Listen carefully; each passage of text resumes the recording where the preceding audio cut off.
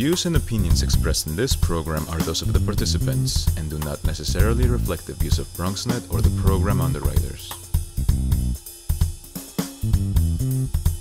Up on today's verdict, we have a big show for you today. We start off with Congressman Adriano Espaillat. Adriano's going to be here, and we're so excited. He's going to talk a little bit about, what's been going on in Washington and whether or not we're going to have that $600 back in your pockets fairly soon. We have someone here from the Teachers Union discussing schools reopening, safe, not safe. Big debate going on there. It's so important. And finally, we have a guest from the hospitality industry. A lot of liquor licenses have been taken away. Some think it's been fair. Some think unfair. A lot going on. So big show. Get ready. Today's verdict starts right now.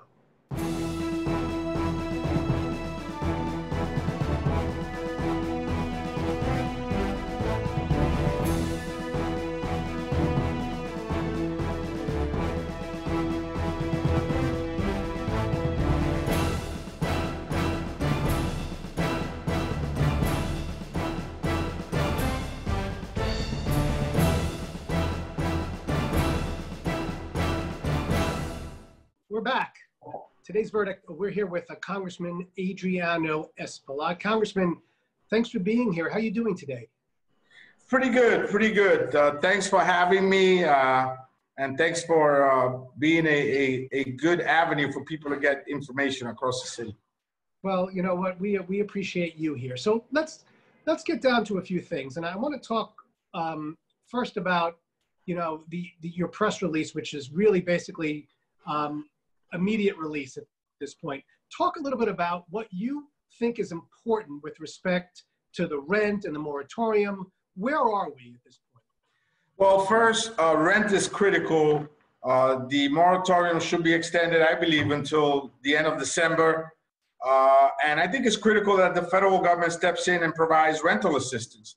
I know that the state already did provide $100 million, and that was monies that came through the CARES Act. So it's federal dollars that found their ways to the state, but $100 million is not $100 billion. And I think $100 million is just a drop in the bucket. So the HEROES Act has $100 billion for rental assistance that will go directly to the landlord and make sure that people are not evicted and that their backed up rent is taken care of. I think that's critical. Do you think there's support for this? Do you think it's going to happen? I think there's support. There's a housing tsunami waiting to come and hit us because people have been backed up on their rent for 3-4 months. And just getting $600 from the federal government or a stimulus check is not enough to ensure that they meet all their expenses, including rent. And so they're backed up, they're nervous, they're anxious. I get stopped in the streets by people telling me where we're going to get the money to pay the rent. And so that's why I'm saying, let's fight for the $600 and let's fight for rental assistance. Well, how close are we? And there's still a lot of negotiation that's been going on right as we speak right now. I know a lot of people are in there trying to get this done. The $600 is so important to so many people as a lifeline, which may not even be enough. I think you and I have talked a little bit about that off camera. It's hard to really get that kind of money that you really need just to get through life itself. But how close are we to getting something passed so that we can get this money into the pockets of those who need it? Well, the $600, expired a couple of nights ago. And I think that it's going to be important that we pass this before the end of next week. I think the point of contention right now is the $600. Unfortunately, the Senate and the president really don't want to extend the $600. They want to lower it. I think that many states across the country, particularly Texas, Florida, Arizona, are right in the middle of the pandemic, and people should not go out there and expose themselves to getting sick and dying. And so they're going to need that help, and we still need that help as well. We don't know yet if our schools are going to open. Therefore, we don't know if parents are going to be able to go back to work. And so they need the $600, I think, right through December. All right. Well, foreclosures. Right now, everything has been stayed, at least by the Office of Court Administration. There's not going to be foreclosures. But from my understanding, come November, maybe December, it may be lifted. Your constituents, my clients, it's always a fear that they're going to be that there's going to be some kind of eviction, you know, even once there's some kind of legislation passed by Congress giving more money to the landlords. How worrisome is it to you that there may be some type of foreclosure crisis coming in the, you know, maybe the end of the year? A foreclosure crisis will impact the economy, not just locally. It will have an impact across the country, if not the world. And remember, you know, any ripple effect here in the United States is felt across the world, particularly in the Western Hemisphere. So we ought to give that $100 billion to try to stand off any potential foreclosure. And then we ought to take a deep dive into it and see what else we need to do to prevent that from happening. All right, let's talk mopeds. Listen, I was a fan of mopeds when I was a kid. They were always fun to ride. They were a little less dangerous than a motorcycle. I think up in the Catskills, I had my first ride, you know, but I had a helmet on and my parents were watching. That doesn't work that way in the city. There, you know, you could go 30 miles an hour on these things. Tell the viewers, tell your constituents a little bit about what you were able to accomplish with respect to that Revel moped services. First, a moped is not a bicycle. Let's get that out of the way, right? So it's not like you're going to be in a bike lane, right? That's not how it works. As you said, they go 30 miles an hour, sometimes 40, depending if you're going down a hill or something like that. And people were riding around without a helmet. They were taking red lights, stop signs, very dangerous. They're not trained to drive a moped, and the lessons are voluntary. They're not mandatory. And so I was the first elected official to ask for Revel to shut down his operations. And they went ahead and did that, to their credit. Did you get a lot of pushback, though, from them? I mean, listen, it's a business like any other business. I don't know. They called me and they understood. They're going to visit my district, as they ought to visit other districts. I think there should be a task force put together to develop best practices and what they should do to earn the confidence and respect of the city to go back and operate.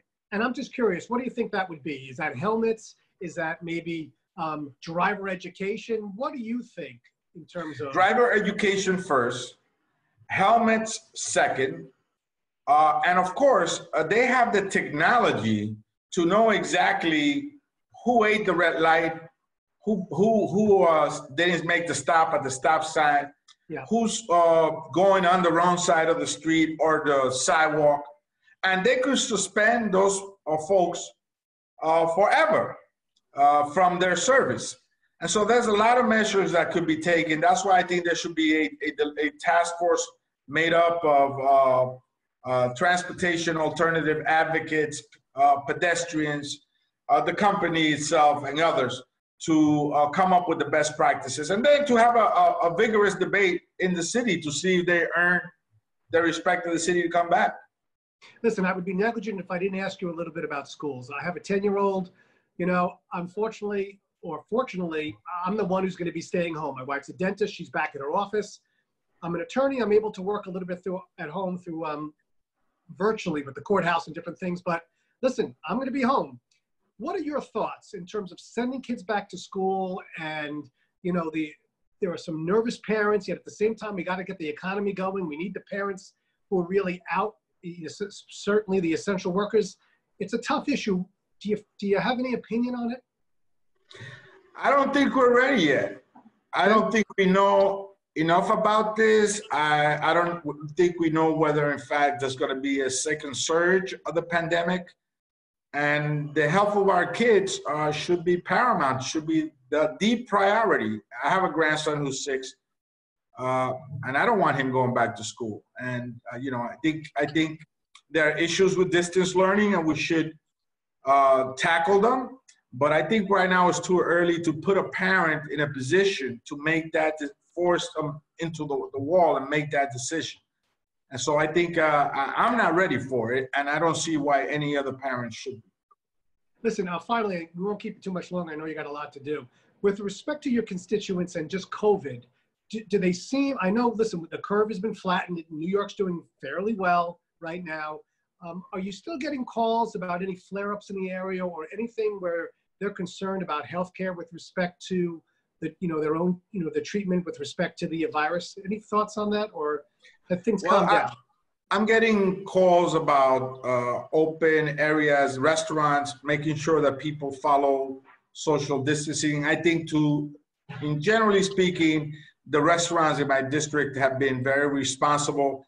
I don't see scenes like I've seen down in other places where people are gathering in the sidewalk, drinking a beer on an open container, or under the Casquiasco Bridge having a huge party with a DJ.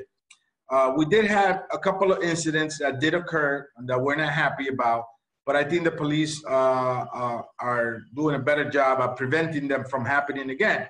So for the most part, I think that we've been responsible and we're doing well in the district, although we got hammered by the pandemic. And I'm hopeful that this will remain this way. Well, Congressman, I know you got a big week ahead of you. Unfortunately, a lot of work to do there. Everybody's working so hard down in Washington.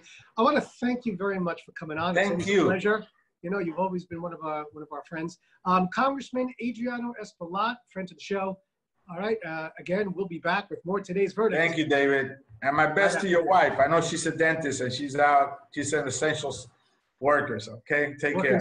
Working so hard, just like you. Okay. We'll be back. More Today's Verdict right after this.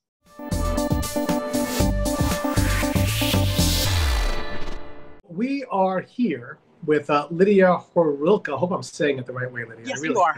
Okay, yes, you are. UFT Solidarity. It's been a difficult time for students. It's been a difficult time for teachers. We're so happy to have you here. Let's just start off with your feelings for the fall, okay? I mean, September is right around the corner. School's probably going to be open. What are your just initial thoughts to begin with about that whole statement? Schools are going to reopen. Well, schools will definitely reopen. Whether teachers are in a building or not, schools will definitely be reopened. As for my colleagues, most of us do favor that schools stay remote, at least for the interim future. Certainly until the rest of the country can get the coronavirus under control.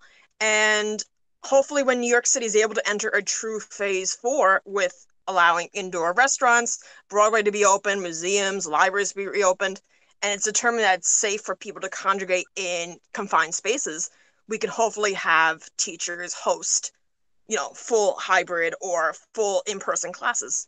Okay, let's talk about UFT Solidarity. Tell me who makes up the membership, and from what I understand, there are a lot of members there. Talk to me a little bit about who you're representing, if you could. So we represent members of the UFT. So we include teachers, guidance counselors, speech therapists, occupational therapists, paraprofessionals, family daycare workers. There are certain UFT nurses we represent, law clerks, basically the gamut of anyone who really works directly or indirectly with kids. Okay. Now I have a 10-year-old, so I have a little bit of a stake in the game here. I'm going to be that parent that ends up staying home. My wife is a dentist. She's going to have to be in the office. She can't work from home. That would be pretty incredible if a dentist could work from home, but she can't. So here I am, lawyer extraordinaire, working from home, helping my child with some kind of online learning program. Puts a little pressure on me. Tell me, though, what do you have to say about that? I mean, you got parents who are going to have to stay here, do two things at once, work at home, get the curriculum up, go over the homework. How do you answer that, really? I know you're fearful about, having kids go back to school, but what about the parents who have to stay home with the kids? Yeah, it's hard. It's not easy work. Parents do make that work over the summer, but summertime versus school time are two different things. Thankfully, as a parent, you have your son's teachers to work with, and your son's teachers will hopefully be that balance to provide them with some live instruction and also frequent phone calls, frequent parental contact to help make the struggle easier. I mean, I, as a teacher, would much rather prefer to be starting my school year, meeting my kids in person, developing these relationships, but unfortunately, it is not safe to do so. A lot of the kids in my school, they are low income and they live in multi-generational family homes. So I'm fearful that if they go to school, I may inadvertently pass on a disease to them and they may give it to grandma who may be very sickly. So Listen, for me, I'm a product of the New York City public schools, so I know these buildings very well. From the elementary school to the junior high school to Martin Van Buren High School, I remember the buildings. I I know the confined areas. I understand that. Tell me, is that the biggest fear, that we just can't seem to spread the kids out, or just too many in one place? Is that really what this is coming down to? Partly. So in public schools, our class sizes are always to the max. So in my school, I have upward to 34 kids in every class. In order for me to spread my kids 6 feet apart, I would probably need a basketball court to spread all my kids 6 feet apart. Also, proximity as a teacher is really key to classroom management. If I am fearful of getting too close to my student, A, I cannot establish a good relationship with them, which is critical for management. And B, I am scared, or they may be scared of me, and that will cause a fear of mistrust. High school kids especially could feel worried. They're like, if I get too close to this person, am I at risk of getting them sick? So, Lydia, what do you propose? Don't want to put you on the spot here, but what could we do to get them back? Do we alternate? Every other day? Do we put them outside into the football field for a little while until it gets too cold? Do they make them wear their jackets? I'm up for suggestions, please. I feel that September, given the fact that everyone is coming back from vacation spots, it's too soon for us to reopen schools for in-person learning in September. But I actually really like Jamani Williams and Mark Traeger's idea of slowly but surely integrating elementary school kids. Potentially, we could have 10% of elementary schools in a certain district that is not overcrowded to be re-entered gradually. Then we can carefully monitor and determine whether or not there was those uptick in cases in that neighborhood. And then over time, we can begin to let in more and more elementary school kids. High school, middle school kids is tricky because they alternate classes. So in elementary school, you're self-contained with one teacher all day, so it's easy to control who is in contact with whom. But in high school, middle school, it's going to be tricky. So I feel that for high school, middle school, we might want to wait for December or January when we're closer to developing a new vaccine, when we have more treatment options available. Let's talk teachers. Yes. Do you think some of them just may not show? Early retirement? Sick outs? What's going to happen? Anything is possible. There's another union group that is calling for a sick out. In solidarity, we are not calling for a sick out yet because we feel it's rather premature. And also we know that teachers want to work. But, in my school alone, we've seen a bunch of retirements happening. I know in other schools, teachers are putting in for a lot of medical accommodations. I know there are many schools that are pushing their staff to do a full remote start. And I know that we're going to be seeing more and more retirements and family medical leaves and extensions being requested because teachers are scared. Teachers are scared for their lives, for their families, for their kids. Chancellor Richard Carranza, right? Yes. Your thoughts, your feelings? I will admit that when Carranza was hired, I had high hopes for him. I really personally liked his agenda. But based on what I've seen so far since February of this year, I have lost all respect for the man. A memo was leaked to the press in which Carranza sent an email to principals telling them, bullying them, to not report cases or suspected cases of coronavirus, either in teachers or students, to the city authorities. That is inexcusable. 75 UFT members have died that we know of. There may be many more that we have not heard from yet. 12 school safety agents have died. Think of all the lives that we could have saved if we had closed schools a week earlier, even 2 weeks earlier, and that memo had never been sent out. All right, so some final thoughts as we approach the school year. Predictions are hard to make. Certainly no one really knows when there's going to be some vaccines. Maybe by the end of December, by the time they're distributed, everybody gets one. Maybe the spring. What do you think is going to happen? And you can come back and we can see if you're right or wrong. What do you think is going to happen during the fall? During the fall, I fear that we will see a second surge in New York City. We are already seeing a wave happening in New Jersey, and it's only a matter of time before it hits us. I am fearful of schools reopening for hybrid. I really seriously hope that Chancellor Carranza resigns, or is forced to resign, because I feel that his plans for reopening schools, even for the hybrid model, is very unwise.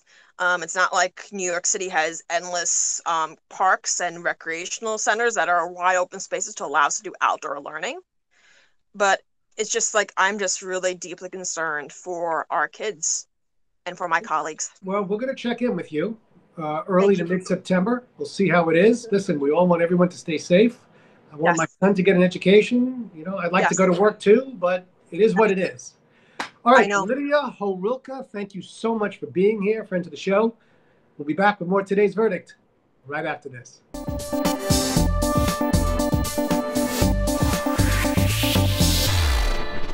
We're here with Stephen Vinelli, all right? Stephen, from the CEO of Hospitality Cares. Let's talk restaurants. Let's talk liquor licenses. This is so important to the city, trying to get us back to some kind of normalcy. But unfortunately, it looks like there's been a little bit of a crackdown. Tell me what you've been seeing out there with respect to liquor licenses. Liquor licenses, you know, as we were just discussing, and Stephen Vinelli from Hospitality Cares USA, liquor licenses are being taken away point blank from restaurants. Most of the cases, they're being taken away from restaurants who are expected to go out and crowd control the people on the sidewalks that are not patrons of that restaurant in particular. Who's basically showing up to make sure that I'm doing what I'm supposed to be doing? Who are these agents? Who are they? SL agents are flat out coming in, and they are telling people that we are taking your liquor license away. Now, there's a 3-strike rule when your liquor license is being taken away. What they're doing now is they are carbon copy and pasting the same reason why restaurant A is getting shut down and restaurant B is getting shut down, because it's not really about, now it's about there's crowds in front of your restaurant, we're shutting you down. And as you and I were speaking about, you know, if a restaurant's not enforcing the guidelines that they're supposed to be enforcing within their establishment or right outside of their establishment with their patrons, then you know what? They should be fined or they should be reprimanded. But when it has nothing to do with that and they're expected to do the jobs of the police and tell people not to gather 100 feet this way or 100 feet this way, or else they're going to get in trouble, that's not right. That's not right. Because we have seen some things, certainly in Manhattan. A couple of bars have spilled out into the street. There have been some large groups, large gatherings, no masks, everybody next to each other. Do you think that it's, you know, Governor Cuomo gets so angry when he sees this on the news that he decides to really overpunish? Is that your feeling? I think you couldn't have said it better. And I feel like Governor Cuomo is on a rampage now. And I feel like he's trying to prove a point. You know, on one end of it, okay, I understand he wants to keep everyone safe, but there comes a point where, you know, you're blending the lines of, you know, keeping people safe, but you're putting other people's lives at risk by taking away their income where they put food on the table for their families for reasons that they're not responsible for. So what does Hospitality Cares advocate for? What are you what's the message you want out there? How do you want us to fix this issue for you guys? Okay, in this particular case, this campaign that we're trying to get off the ground, we want to, it's a 2-part question, but the money that we're trying to raise through our GoFundMe, which we're going to start pushing in the next couple of days, we have about 70 restaurants committed right now to donating pretty nice sums of money, and we're hoping that the public, you know, can do the same if they see the cause and support the cause as well, especially with their neighborhood bar or restaurant that they like, that even if it hasn't already happened to that place, they're certainly at risk. So we're trying to bring in money to either, you know, it originally started when we put this together, which was about 10 days ago, the GoFundMe page, to pay these fines. But come to find out, after speaking with a lot of these restaurant owners, the SLA doesn't even want to negotiate at this point. We had one restaurant owner offer $45,000. They said, no, we're not negotiating. Another $60,000. You know, they said, guys, we will not even begin to negotiate. We will not give you a hearing, a date until next year. So our next step is teaming up with the high power. Howard law firm who are already and taking this to the governor's level to begin before, you know, it has to go any further than that, to try to get these people's licenses back. You know, it's not about you give them their license back so everyone can party and have a great time. This is the source of income for these restaurant owners who have put millions and millions of dollars into their establishments. Does it look like to get off the ground. Does it look like some particular restaurants or bars are being targeted than others, maybe in certain boroughs in terms of your experiences? Does it seem to be fairly even across the board? No, it does not seem to be even across the board. I don't want to make this an issue on, you know, demographic or anything like that, but there are certain areas that are targeted more than others.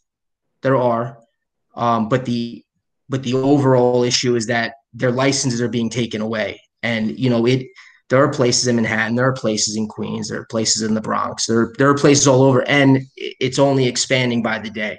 So even though, you know, they may be focused on certain areas right now, we feel that it's just going to keep expanding. You know, here's the thing, you know, winter is not too far away. And then when that comes, or at least late fall, I assume not too many people are going to be eating outdoors. Not as many people Correct. are going to be congregating outside. And unless the restrictions are eased, you can't eat inside. So Correct. Is that fear of a lot of your clients? Are they afraid that Absolutely, their income is really going to start drying up in a couple of months? Absolutely it is. And that's a great question. And this is their time to ramp up and put some reserves away. You know, not even to say that those reserves would be enough to keep the doors open after weather in the winter time, you know, coming into next March or April. But all chances are lost after this, you know, all chances are lost.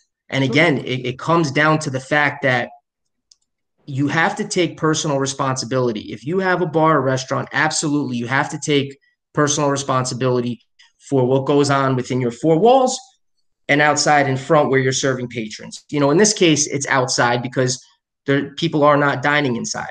And if there were people dining inside, then that restaurant should absolutely be held accountable. But in this case, these restaurant owners, you know, are not to blame for people gathering outside 100 feet this way. And I keep throwing out that number, 100 feet, 100 feet, 100 feet this way. And they are absolutely putting their lives at risk. People don't want to hear when they're hanging out on the street in groups of people. They don't want to hear a restaurant owner come up to them and say, hey, I need you to get away from here. And say, your restaurant's down there, mind your business. And that's going to result in a fight. And especially if people are intoxicated, that's absolutely going to result in a fight. A fight is the least of it. You know, what if someone pulls out a gun or a knife? You know, I have one gentleman, he weighs 260 pounds. He's a bar owner, and he's telling us that he's afraid because it's not about a fight. It's about if someone pulls out a gun or a knife and stabs him, well, then he doesn't have a chance. Well, you know, Stephen, let's check in maybe maybe it's September, October, and see. Hopefully, you know, they've been a little bit more lenient with respect to the liquor licenses, and you'll be able to raise some money. But I want to thank you very much for being here, and certainly it's really appreciate it. A lot of my viewers really want to know about. Stephen Vinelli, CEO of Hospitality Cares. All right, we'll be back with more Today's Verdict. Stay with us right after this. I'd like to thank all our guests for joining us, and of course you, the viewers, for watching. If you have any questions or any issues you want me to put on the show, email me at davidlesch@bronxnet.org. Until next time, always remember, know your issues, know the law, reach a verdict. We'll see you next time.